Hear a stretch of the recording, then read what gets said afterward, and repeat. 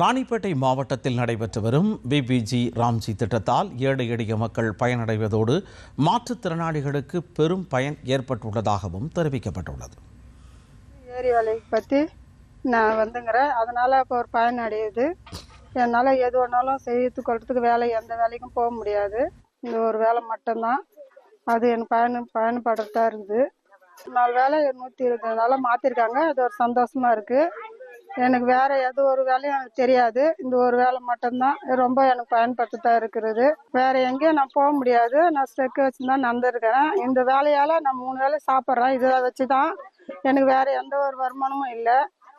அதனால எனக்கு ரொம்ப பயன்படுத்தா இருக்குது. இந்த திட்டத்தை தெரிவித்ததுக்கு மோடிக்கு நன்றி தெரிவித்துக் கொள்கிறேன். நான் 100 நாள் வேலையில பணித்தள பொறுப்பேன். நான் 10 வருஷமா வேலை செய்யறேன். இந்த வேலையில இப்ப நீர் குட்டை எடுக்கிறது எங்களுக்கு ரொம்ப பயனுள்ளா இருக்குது.